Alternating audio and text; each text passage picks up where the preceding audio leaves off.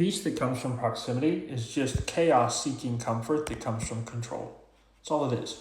So for those of you that are like, when I'm not with them, I'm spiraling. I have so much anxiety when it takes too long for them to text back. I prefer to be in their presence because at least I know what's going on and I can feel safe, or I can feel secure. All that is chaos seeking comfort through control.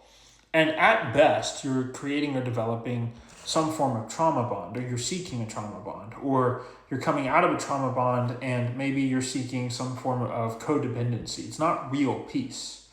All it is comfort from answers, comfort from solutions, comfort from awareness, comfort from your fears being contradicted in real time, because you know that they can't be doing something wrong if you're there to look at them or watch them or see them. You know that there's nothing happening that you're not aware of if you're right there in front of them. It's not peace, it's control. So peace that only exists with proximity is simply chaos seeking comfort from control. That is all it is.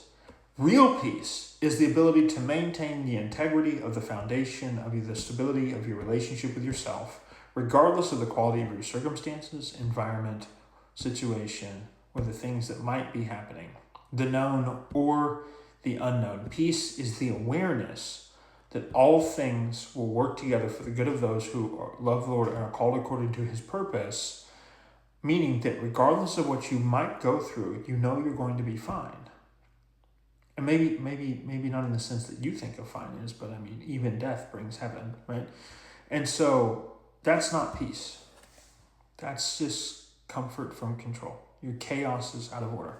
So if you find yourself spiraling, if you find yourself anxious in their absence, if you find yourself looking for the solution of proximity before you can find peace, comfort, or rest, the invitation that you're receiving is to be aware of the insecurities that you have and how they're dictating or managing or controlling your emotions because of the authority that you're giving them, and to take captive those thoughts and those fears and put them back before the Lord, to surrender them and to find peace that comes from the awareness that all things are going to work together for the good of those who love the Lord and are called according to his purpose, meaning that he will provide for you.